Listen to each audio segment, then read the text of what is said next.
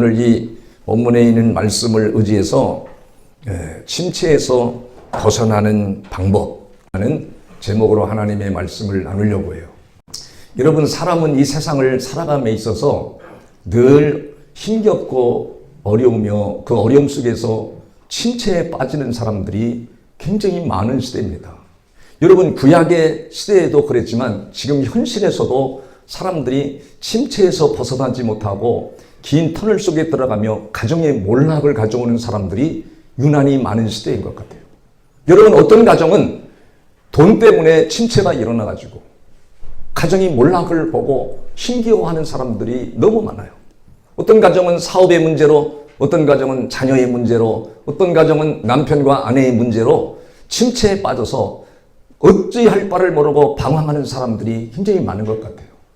그런데 오늘 이 본문에 있는 말씀을 우리가 잘 눈여겨서 보면 이 엘리야 선지자가 등장합니다.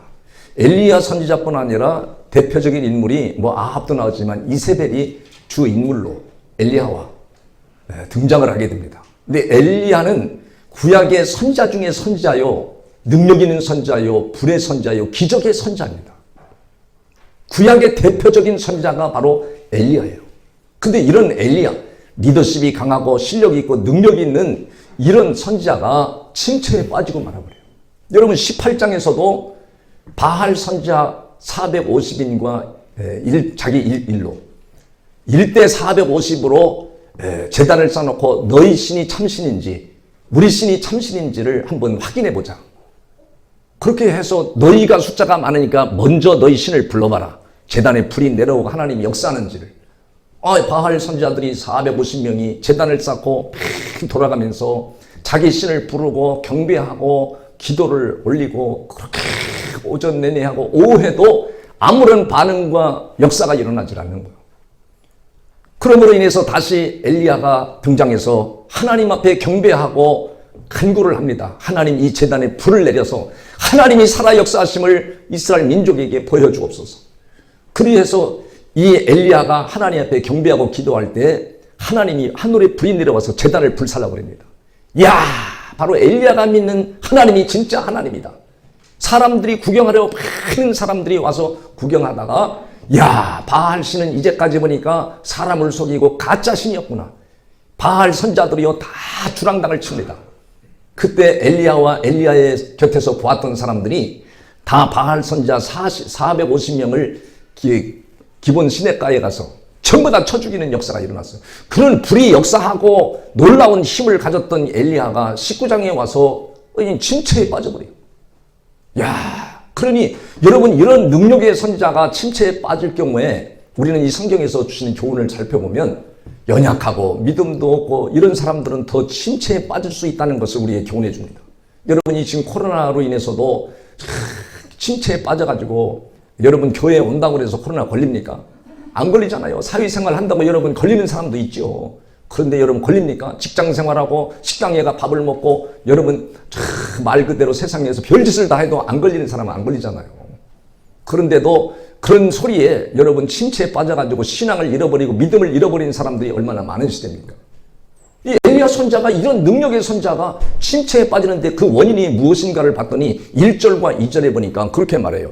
아합이 엘리야가 행한 모든 일과 그가 어떻게 모든 선자들을 칼로 죽였는지를 이세벨에게 말하니, 2절에 보니까요, 이세벨이 사신을 엘리야에게 보내어 이르되 내가 내일 이맘때에는 반드시 내 생명을 저 사람들 중 한 사람의 생명 같게 하리라. 엘리야를 죽이겠다는 거예요. 그럼 이 엘리야가 이세벨이 공갈과 협박의 이 소리를 듣고 어찌할 바를 모릅니다. 바알 선지자 450명을 죽이고 기적을 행하고 능력을 행하고 구약의 선자 중에 선자가, 불신자가 공갈 협박하는 말을 딱 듣고 자기도 모르게 딜레마에 빠지고 슬럼프에 빠지고 침체에 빠져버려요. 그럼 어떻게 합니까? 그렇지 아니하면 신들이 내게 벌을 내리니 마땅한지라. 마땅하다는 거예요. 이세벨이 공격해. 그러므로 인해서 이 엘리야가 도망을 가게 돼요. 3절에 보니까 그렇게 말합니다. 그가 이 형편을 보고 일어나 자기의 생명을 위해 도망하여 유다에 속한 부엘세바에 이르러 자기의 사환을 그곳에 머물게 하고 자기 자신은 광야로 돌아가 하룻길쯤 가서 한 노뎀나무 아래 앉아서 자기가 뭘 원해요? 죽기를 원하오니 내가 내 생명을 거두시옵소서. 나는 내 조상보다 낫지 못하느니라.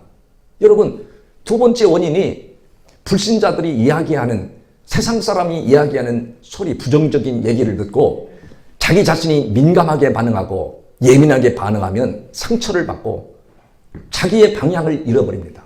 여러분, 가족들 간에도 그렇잖아요. 가족들 간에도 사랑하는 가족들이 굉장히 부정적인 말을 가족에게 딱 던지는 그 순간에 그걸 예민하게 받아들이는 사람은 상처를 받고 괴로워하며 방황하는 삶을 살게 돼요. 어떻게 사랑하는 남편이, 사랑하는 아내가 어떻게 이렇게 불신의 말을 하고 과격한 말을 하고 거칠은 말을 해서 내 마음을 이렇게 아프게 하고 조이게 하는가. 그래서 가정이 몰락 일어나고 파탄이 일어나는 경우도 다 그 말, 부정적인 말에서부터 시작이 일어나게 돼요. 여러분, 이 엘리야 같은 선지자도 이세벨 같은 우상을 숭배하는 자가 부정적인 말을 할 때 그걸 엘리야가 민감하게 받아들이면 그렇습니다. 누구든지 여러분의 가정사에서, 교회에서 많은 사람을 접촉할 때 그 불신의 말, 부정적인 말을 여러분 민감하게 받아들이면 침체에 빠집니다. 자기도 모르게 긴 터널 속으로 올무에 걸리게 된다는 것을 꼭 기억하시기를 주의 이름으로 축복합니다. 세 번째는 이 엘리야가 침체에 빠지는 동기가 뭐라고 했냐면 10절에서 보면 그렇게 말해요. 그가 대답하되 내가 만군의 하나님 여호와께 열심히 유별하오니 이는 이스라엘 자손이 주의 언약을 버리고 주의 제단을 헐며 칼로 주의 선자들을 뭐 했다고 그래요? 죽였사오며 오직 누구만 남았다고 그래요? 나만 남았거늘 그들이 내 생명을 찾아 뺏으려 하나이다. 나만 남았다 이거 나만. 그러니까 사람이 힘들고 어려울 때 혼자 있으면 위험해집니다. 사탄이 역사를 합니다. 연예인들이 다 죽을 때도 보면, 자살한 사람들 보면 다 남들에게 안 좋은 소리 들었다고 댓글에 뭐 안 좋은 얘기를 했다고 그래서 혼자 괴로워하다가 자살해서 죽는 사람들 이름 대면 얼마나 많아요. 그러니까 여러분, 내가 힘들고 어려울 때, 상처를 받고 고통스러울 때 혼자 있으면 마귀의 역사입니다. 자기도 모르게 외로워지고 남들과 비교가 되면서 깊은 침체의 늪으로 빠져들게 돼버려요. 그것이 엘리야를 힘들게 했고 침체에 빠지는 원인이 됐어요. 그러면 여러분, 침체에서 다시금 빠져나오는 길을 오늘 이 본문이 우리에게 알려줘요. 그러면서 우리 그리스도인이 세상을 살아가다가 어려움을 만나고 침체에 만나고 슬럼프를 빠지고 올무에 걸렸을 때 오늘 이 말씀이 모델이 됩니다. 오늘 엘리야는 어떻게 해서 이 침체에서 고민하고 괴로워하고 죽기를 원했는데 막 너무너무 괴로운 거예요. 죽기를 원했는데 어떻게 해서 이 침체에서 빠져나오는가? 그 첫 번째가 바로 여러분 5절에 있습니다. 5절에서 보면 뭐라고 그러죠? 5절 다 같이 한번 읽어봐요. 중요하니까. 노뎀 나무 아래 누워 자더니 천사가 그를 어루만지며 그에게 이르되 일어나서 뭐 하라고 그래요? 먹어라 하는지라. 일어나서 먹으라고요. 6절에도 말하고 7절에도 말하고 계속 먹어라. 그러니까 침체에서 벗어나는 길이 무엇이냐? 첫째, 음식을 잘 먹으라는 거예요. 뭐 잘 먹으라 하니까 막 기름기 있는 거 아무거나 막 잔뜩 먹지 말고 내 몸에 소중하고 유익한 거를 잘 찾아서 먹는 지혜가 있기를 주의 이름으로 축복합니다. 여러분, 그러니까 침체에서 벗어나려면 내가 힘들고 어려울 때도 여러분 왜 돈 벌어요? 어떤 사람은 왜 돈 버냐? 먹고 살라고 벌지요. 그것이 인간의 본능입니다. 먹는 것이. 그러니까 먹어야 되는 거예요. 그래서 어떤 사람은 자기를 자해 막 그냥 대충 빵 쪼가리 하나 먹고 한 끼 때우고 또 뭐 커피 한 잔 먹고 때우고 여러분 자기를 망가지게 하는 거예요. 여러분 시간이 끼니 음식 잘 챙겨서 드시기를 바랍니다. 먹으라고 그랬잖아요. 먹어라. 여러분 디모데전서 4장 1절부터 4절에도 보면 아주 놀라운 말씀이 등장합니다. 그러나 성령이 밝히 말씀하시기를 후일에 어떤 사람들이 믿음에서 떠나 뭐한대요? 미혹하는 영과 귀신의 가르침을 따르리라. 귀신의 가르침을 따르는 자, 또 미혹을 받은 사람들은 어떤 일이 벌어지냐면 2절에 자기 양심이 화인을 맞아 외식함으로 거짓말하는 자들이라. 혼인을 금하고 이게 귀신의 가르침이고 미혹을 받은 사람들이라는 거예요. 빈말이라도 우리 미연이자매 나는 결혼 안 한다고 하는 소리 절대 하지 말아요. 알았죠? 그런 소리 하지도 않지만 정신 나간 사람이 나는 결혼 안 할 거야. 혼자 살 거예요. 빈말이라도 그런 말 하지 마세요. 여러분 그러면서 뭐라 그러죠? 귀신의 가르침과 미혹을 받은 사람은 어떤 음식물을 먹지 말라고 할 터이니 음식물은 하나님이 지으신 바니 믿는 자들과 진리를 아는 자들이 뭐함으로? 감사함으로 받을 것이냐. 감사함으로. 하나님께서 지으신 모든 것이 선함에 감사함으로 받으면 버릴 것이 없다. 근데 귀신이 가르침을 받고 미혹을 받은 사람은 음식을 먹지 말라. 음식을 먹고. 그래서 음식을 안 먹어요. 그러면 음식을 안 먹으면 사람이 신경이 날카로워집니다. 우리 교회에서도 어떤 자매가 음식을 안 먹고 신경이 날카로워져가지고 부모와 대립하고 막 그랬었는데 기도를 하다가 보니까 이게 음식을 못 먹게 하는 거예요. 그래서 기도했는데 막 소리를 지르면서 빠져나갔더니 그때부터 달라진 거예요. 그래서 아주 출세를 해가지고 우리 교회에서 있다가 나가서 딴 데를 갔지만은 굉장한 자기 나름대로 생각보다 더 많은 출세를 했더라고. 여러분, 그러니까 음식을 잘 먹어야 돼요. 하나님이 이 엘리야에게 계속해서 음식을 공급합니다. 여러분 8절, 7절에도 보면 6절에도 보면 그랬어요. 번즉 머리맡에 숯불에 구운 떡과 한 병 물을 있더라. 이에 먹고 마시고 다시 누웠더니 여러분 7절에도 여호와의 천사가 또 다시 와서 어루만지며 이르되 일어나 먹으라 일어나 먹으라. 8절에도 이에 일어나 먹고 마시고 그 음식에 물의 힘을 의지하여 40주 40야를 가서 하나님의 산 호렙산에 이르더라는 거예요. 그 여러분 음식을 잘 먹는 게 보약인 줄을 믿으시고 여러분 대한민국의 여성 동무들이요 음식에 신경을 쓰시기 바랍니다. 음식에 신경 써서 음식 가족 잘 먹어야 신이 나고 에너지가 생기고 그래서 신체에 안 빠진다는 걸 꼭 기억하시길 바랍니다. 두 번째로는 여러분 오늘 여기에 6절에서 보면 그랬어요. 본즉 머리맡에 숯불에 구운 떡과 한 병 물이 있더라. 이에 먹고 마시고 다시 뭐 했다고 그래요? 먹고 다시 누웠대.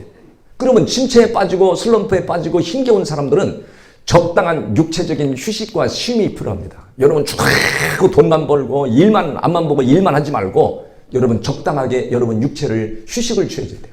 마음도 영혼도 쉼이 필요합니다. 그 쉼이 에너지를 충전해서 내가 다시금 용기를 내서 걸어갈 수 있고 다시금 내가 만난 문제를 해결하고 이길 수 있는 능력을 얻게 되는 거예요. 여러분 이런 상식과 이런 성경이 주는 지혜를 외면하지 마시고 여러분 육체를 너무 고달프게 하지 마세요. 적당한 때는 육체를 쉬고 또 휴식을 취하고 때로는 여행으로 갈 수 있으면 가세요. 유럽이나 미국 사람들은 돈문을 왜 버냐 하면 돈 벌어서 우리 여행 가려고 그게 소원이에요. 여러분 그런 여유를 가지고 세상을 살아가면 어려움 속에서도 희망이 있고 소망이 있고 일어날 줄을 확실하게 믿으시길 바랍니다. 세 번째로는 왜 여러분 이 엘리야가 침체에 빠져가지고 헤맸느냐. 여러분 오늘 10절에서 말한 것처럼 오직 나만 남았거늘. 여러분 14절도 보세요.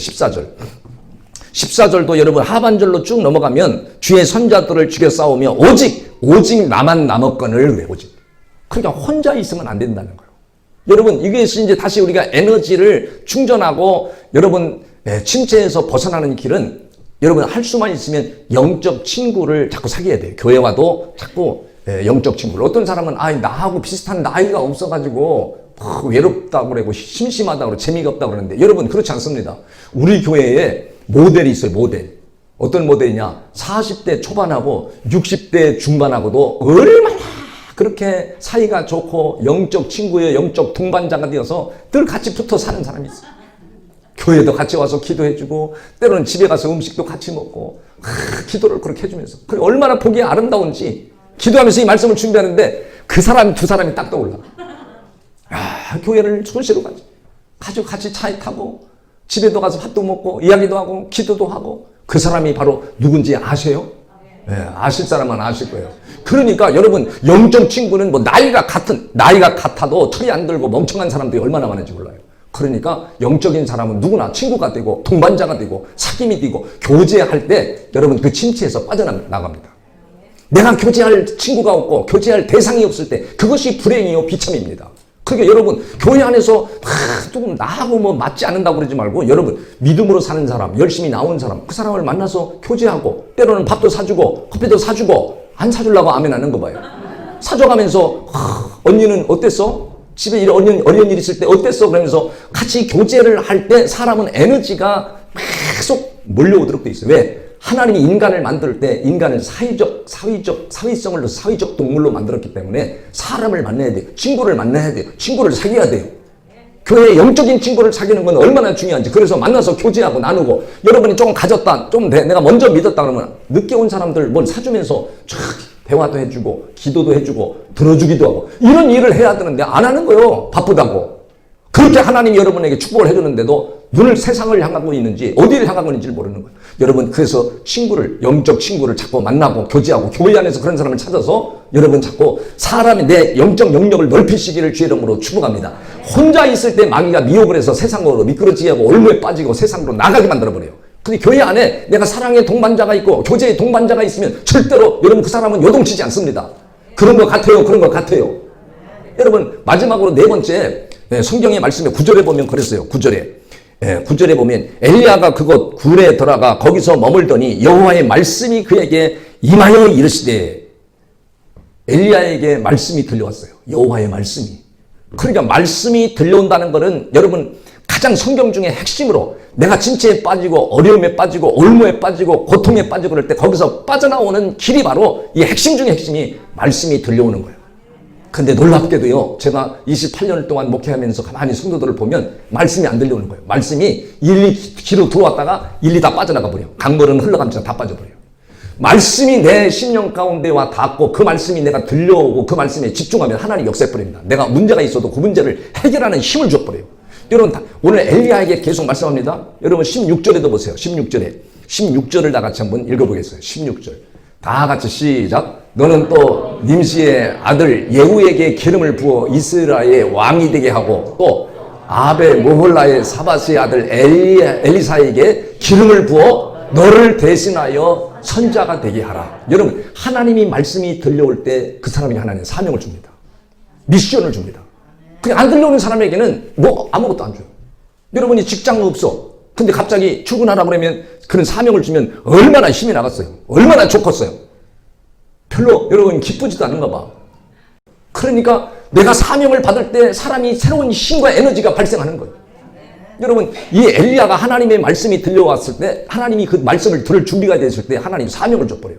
여러분 그러면서 18절에도 그럽니다. 18절도 한번 보세요. 다 같이 얼마나 중요한 말씀이 있는지. 자 18절 그러나 내가 이스라엘 가운데에서 7,000명을 남기리니 뭐라고 그래요? 다 바알에게 무릎을 꿇지 아니하고 다 바알에게 입맞추지 아니한 자니라. 나만 혼자 남았습니다. 나는 초상들보다도 못한 사람입니다. 이렇게 엘리야가 자기를 축소하고 자기를 비관하고 나 혼자 있다고만 할 때 그 슬럼프에 빠지고 침체에 빠졌는데 하나님의 말씀이 들려오니까 하나님께서 뭐라고 그래요? 야, 너 말고도 바알에게 무릎을 꿇지 않은 사람이 그 이스라엘에 7,000명이 있다. 7,000명이 있어. 너만 나라를 걱정하는 게 아니라 나라를 걱정하는 사람이 너 말고도 얼마나 전국에 각처에 많은지 7,000명이 있다라고 말하는 거예요. 여러분 나만 있는 게 아니라 여러분 하나님의 바알에게 무릎을 꿇지 않고 항복하지 않은 사람들이 얼마나 많은지 여러분 그런 믿음을 가질 때 이 엘리야가 침체에서 빠져나왔습니다. 성경에서도 말을 해요. 히브리서 4장 12절에도 하나님의 말씀은 살아있고 운동력이 있어 좌우에 낯선 어떤 검보다도 예리하여 우리의 골수까지도 쪼개는 능력을 가지고 있다는 거예요. 여러분 시편 107편 20절에도 항상 하나님은 무엇으로 역사하느냐? 하나님을 우리 눈으로 볼 수 없습니다. 공기도 우리 눈으로 볼 수 없고 정신도 볼 수 없고 사람도 눈에 볼 수 없지만 있는 것처럼 하나님도 우리 눈으로 볼 수 없지만 하나님을 보려면 하나님은 전부 다 성경의 생각으로 말씀으로 전부 다 성경으로 말씀으로 기록되어 있기 때문에 말씀이 들려고 말씀을 붙들어야 돼요. 여러분 주일날 말씀을 잘 듣고 잘 못 들었으면 유튜브라도 보면서 다시 말씀을 들을 때 그 말씀을 통해서 하나님 역사하는 줄을 믿으시길 바랍니다. 여러분 시편 107편 20절에도 한번 보면 거기에 놀라운 말씀이 있어요. 다 같이 한번 읽겠습니다. 시작. 그가 그 말씀을 보내요. 그들을 고치시고 위험한 지경에서 건지시는구나. 하나님이 뭘 보낸대요? 여러분 침체에 빠졌고 병이 들고 힘겨운 인생을 살아가고 내가 슬럼프에 빠지고 괴롭고 힘들 때도 하나님은 말씀을 보내요. 말씀을 보내요. 그들을 고치신다. 말씀이 여러분의 영혼을 고치고 심령을 고치고 삶을 고치고 여러분의 삶을 올바르게 나가게 만드는 줄을 믿으시길 바랍니다. 그래서 주나 사나 여러분이 교회 와서 예배드리면서 말씀을 붙들어야 하나님이 그 말씀을 통해서 역사하는 줄을 믿으시기를 바랍니다. 내 사업이 힘들어도 하나님이 그 사업의 말씀을 통해서 역사하십니다. 제가 신학교를 딱 들어가가지고 처음으로 묵상한 말씀이 있어요. 그 말씀 때문에 성경 보는 눈이 열리고 성경을 암송하게 됐습니다. 전도서 10장 10절이었거든요. 옛날 성경에는 무딘철 연장나를 갈지 않으면 힘이 더 드느니라. 오직 지혜는 성공하기에 유익하느니라. 아, 성공한다는 말이 눈에 딱 들어오는 거예요. 나는 지금 내 가정과의 형편은 너무나도 형편없지만 성공하는 길이 있구나. 어떻게? 아, 지혜를 얻으면 성공하는구나. 지혜는 어디서 오느냐? 하나님으로부터 예배할 때 온다는 걸 확신했어요. 그래서 예배를 저는 빠지지 않고 예배 시간을 다 참석했습니다. 우리 교회에서 청년 예배가 없을 때도 송파에서 신월동까지 가서 1시간을 차 타고 가서 토요일 날도 청년 예배를 드리고 오고, 예배를 1부도 드리고 2부도 드리고 계속 그렇게 젊을 때, 청년 때 그렇게 드리는데 하나님이 지금까지 오게 하신 거예요. 수많은 나라에 또 집회도 가게 만들고 얼마나 감사해요. 감사해요. 감사해요. 여러분, 그러니까 무딘철 연장단을 갈지 않으면 힘이 드는구나. 묵상하고 생각하지 않으면 매사가 힘이 들어지고 내가 성공하려면 하나님을 경외해야 된다는 이 확실한 이 말씀을 묵상하면서 말씀을 많이 묵상하게 됐고 알게 됐고 눈을 뜨는 이 기점이 바로 전도서 10장 10절이었어요. 여러분, 말씀이 여러분을 침체에서 벗어나게 합니다. 꼭 믿으시고 말씀 붙들고 이 어려운 시대, 코로나 시대에 승리하시기를 주의 이름으로 축복합니다. 하나님